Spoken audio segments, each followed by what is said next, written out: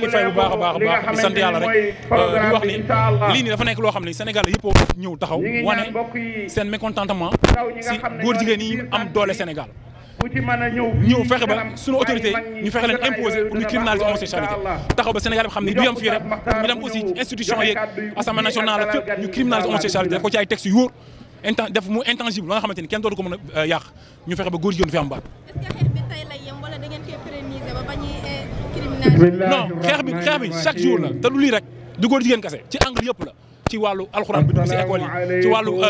jaayum sàngara prostitution c'est lépp tout ce qui est loo xam ne anti valeur la ñun loolu la ñuy xeex pour mu jóge fi waaw. mbokki Sénégal mbokki àddina bi. waaw li mu bëgg criminaliser mi ngi koy criminaliser